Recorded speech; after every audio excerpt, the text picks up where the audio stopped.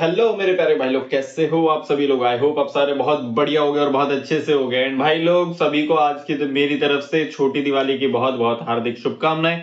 मुझे नहीं पता क्या सीन चल रहा है, लेकिन 2 तारीख की छोटी दिवाली मना रहे हैं, 4 तारीख की बड़ी दिवाली।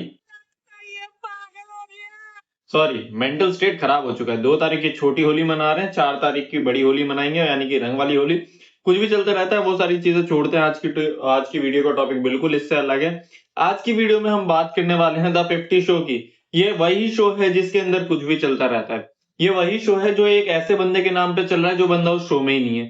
ये वही शो है जिस शो का कोई लेना देना नहीं है किसी भी चीज से, लेकिन फिर भी ये चल रहा है। आज के इस वीडियो में हम इसी शो के बारे में बात करने वाले हैं। इन शो का क्या सीन है, उस सारी चीजों के बारे में हम बात करने वाले हैं। तो जल्दी से शुरू करते हैं इस वीडियो को। तो भाई लोग, जैसे कि आप सभी को पता होगा और जिनको नहीं पता है उन्हें मैं बता देता हूँ। द 50 शो का जो सबसे पहले एलिमिनेट हुआ पर्सन था वो था वंशज। वंशज एक यूट्यूबर है जो IRL में इंडिया का नंबर 1 यूट्यूबर है। IRL स्ट्रीमिंग में इंडिया का नंबर 1 यूट्यूबर है। एंड वो इस शो के अंदर पार्ट है। एंड वो इस शो में सबसे छोटा गेस्ट, मतलब सबसे छोटा पार्टिसिपेंट है। सोचो, इतने बड़े बड़े सेलिब्रिटीज के बीच में एक वो भी है जो सबसे कम एज में उसी जगह पे खड़ा है जहां ये सब खड़े हैं। एंड वो इस शो में सबसे पहले एलिमिनेट कर दिया जाता है एक पर्सन जिसका नाम है करण पटेल। करण पटेल ने बस ये कहा कि वो शो में आया, उसकी किसी से इतनी जल्दी बातचीत नहीं हुई, अभी नया है तो हम इसे शो से निकाल देते हैं। इन सब ने मिलकर उसे शो से निकाल दिया। अब एक बंदा जिसे शो से एक बिना बात के, बिना किसी रीजन के निकाला जाए, तो क्या वो शो के बाहर आके उस बंदे को छोड़ देगा? वो भी उसके बारे में कुछ बोलेगा। एंड उसने कुछ भी बोला हो, वापस इसको शो के अंदर लिया गया। शो के अंदर दोनों वापस जाते हैं। करण पटेल भी एलिमिनेट हो चुका था, वो भी दोबारा शो में जाता है। वंशज भी एलिमिनेट हो चुका था, वो भी दोबारा शो में जाता है। लेकिन अब शो के अंदर जाने के बाद अलग ही भसड़ चल रही है। दुनियादारी से अलग ही भसड़ चल रही है। बंदा पूरे शो में बस एक ही चीज बोलता रहता है, मुझे इज्जत दे दो, मुझे इज्जत दे दो, मैं उम्र में बड़ा हूं, मुझे इज्जत दे दो, मुझे मैं उम्र में बड़ा हूं, मुझे इज्जत दे दो, मैं उम्र में बड़ा हूं, मुझे इज्जत दे दो। कोई तरीका है भीख मांगने का? अबे क्यों दे हम तुझे इज्जत? इज्जत वाला तेरा एक भी काम है? बस हर टाइम इज्जत मांगता रहता है, ऐसे जैसे हम उससे ना उधार लेके भूल गए हो। हमने इससे उधार लियो इसकी इज्जत, एंड वापस लौटाना भूल गए हो। मेरी इज्जत वापस कर दो भाई, मुझे इतना टाइम हो गया, अब तो वापस कर दो। अबे क्यों दे तुझे इज्जत? क्या है तू? कौन सी ऐसी बड़ी पोस्ट पे तू बैठा हुआ है कि मैं तुझे आगे इज्जत दूं? एक शो जिसमें तू है इस एज पे, एक शो उसी में मैं हूं उस एज पे। मैं तुझसे कुछ कह नहीं रहा था, तू मुझसे कुछ कह नहीं रहा था, तूने मुझे शो से निकाला, मैंने तुझे बोल दिया। अब तू शो के अंदर आके बस मुझसे इज्जत ही मांगे जा रहा है, और कुछ तेरे पास है नहीं। ये क्या बात करता है यार? पूरे शो के अंदर इस बंदे के पास कोई बात ही नहीं है। कुछ भी होता है इज्जत दे दे, कुछ भी होता है इज्जत दे दे। लड़की है इज्जत दे दे, लड़की आके हमारे सर पे चढ़ के नाच रही है, हमें गाली बक रही है, हमें कुछ करे नहीं, उसे इज्जत दे दो भाई। लड़की को इज्जत दे दो, लड़की आके कुछ कर जाए भाई, हमें मार जाए, लेकिन लड़की को इज्जत दे दो भाई। ये कौन सा लॉजिक है? वो रिदिमा पागल सी बैल बुद्धि इंसान, वो कुछ भी आके बक जाती है। उससे बात नहीं हो रही है तो खामा खा के इंपॉर्टेंस के लिए बीच में घुसती है। ये ऐसे बात कर रहा है, ये ऐसे बात कर रहा है, ये देखो मुझे घूर कैसे रहा है। अबे तू बोलेगी तो तुझे घूरू नहीं तो क्या करेगा वो?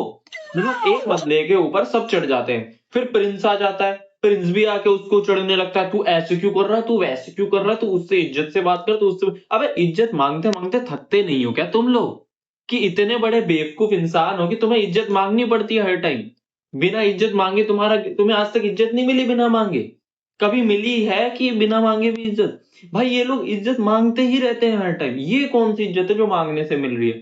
भाई हमारे यहाँ तो नहीं मांगता कोई। हमारे यहाँ जिसको इज्जत देनी होती है वो बिना मांगे भी दे जाता है, जिसको नहीं देनी होती है वो मांग के भी नहीं देता। ये कौन सा तुम्हारा लॉजिक है कि भाई मेरे को इज्जत चाहिए तो मैं मांग लूंगा, मैं जाऊंगा पैरों में गिरूंगा, अरे मुझे इज्जत दे दो, इज्जत दे दो। अरे बेटे, तुझे थकान नहीं लग रही क्या? या तो फिर मैं ये दिखा दूंगा, ये देखो मेरी बॉडी कितनी बड़ी है, ये देखो। जैसे वो प्रिंस का एक दोस्त आया था ना, जो भी है वो फालतू सा, वो पता नहीं क्या है वो। आया, मैं जो करूंगा वो फेयर होगा, क्या कर लेगा? शो के अंदर हाथ उठा सकता है? अरे बस की कुछ नहीं है, लेकिन हम कर सब लेंगे।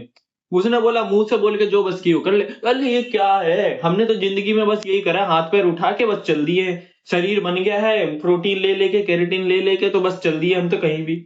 हम तो किसी को भी धमका देंगे। हमें तो ये पता है कि जो भी हमसे थोड़ा वीक सा दिखे, जाओ उससे लड़ जाओ, उसके ऊपर दादागिरी दिखा के ये सोच लो कि भाई हमने कितना महान काम करा है। अभी कोई इसके आगे ढंग का आके बोल देगा तो फिर अपने मुंह बनाते हुए साइड हो जाएंगे।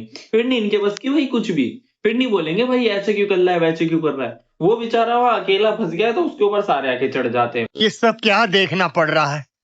अच्छा है मैं अंधा हूँ। ये करण चढ़ जाएगा, प्रिंस चढ़ जाएगा, ये उसका दोस्त चढ़ जाएगा, ये रिधिमा चढ़ जाएगी, ये फालतू के ये आड़े टेढ़े चढ़ जाएंगे। अब ये सारे के सारे एक साथ उसके सपोर्ट में एक और अंदर हो गया ना, तो फिर तुम सारे कुछ नहीं कर पाओगे। फिर वही है, तुम दबा के भागते रहोगे कि मैं ये कर सकता हूँ, मैं वो कर सकता हूँ, करने की बारी पे कुछ नहीं कर सकते। किसी के बस की नहीं होती इनकी, जब बोलने की बारी आती है। उसके सपोर्ट में वंशज के में सिर्फ एक रजत दलाल खड़ा रहता है। कम से कम ये नहीं उसे सही या गलत कहता हो, वो उसके सपोर्ट में ये तो खड़ा रहता है कि भाई अगला बंदा जो कर रहा है उसे बोलने का मौका दिया जाए। फालतू की चीजें करते रहते हैं, कुछ भी आके बक रहे हैं, वो सुन रहा है, मतलब वो फालतू है, ऐसे ऐसे जवाब दे रहे हैं। भाई मैं तो हेड्स ऑफ वंशज के लिए कि इतने लोग टारगेट करने के बाद भी वो अब तक टिका हुआ है। किसी के उसमें वो नहीं आया है कि नहीं नहीं नहीं नहीं, वो कुछ नहीं, अपने जो अड़ा हुआ है उस पे, अपनी बातों पे कम से कम अड़ा रहता है, किसी के बोलने पे इन्फ्लुएंस नहीं होता।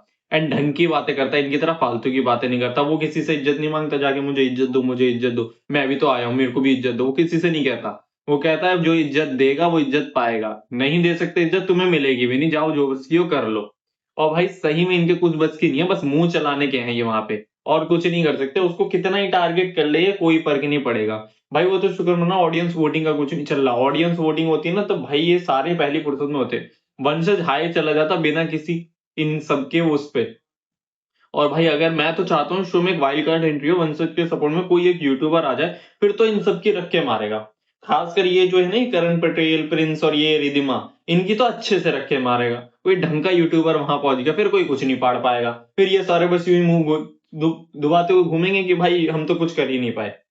बाकी और बहुत भड़ास है भाई, जब से मैंने इसका सीन देखा दुनिया भर की भड़ास है, मैं सब बक दूंगा इनको, कोई फायदा है नहीं। वही वाली बात हो जाएगी कि मैं दीवार में मत्था मार रहा हूँ, सामने कोई है नहीं मेरे, मैं दीवार में मत्था मारे जा रहा हूँ। तो छोड़ देते हैं। अब आप लोगों का क्या ओपिनियन है वो आप मुझे कमेंट में बता ही दोगे। बाकी इस वीडियो में इतना ही। वीडियो अच्छी लगी हो तो लाइक करना, चैनल पे नए हो तो सब्सक्राइब कर लेना।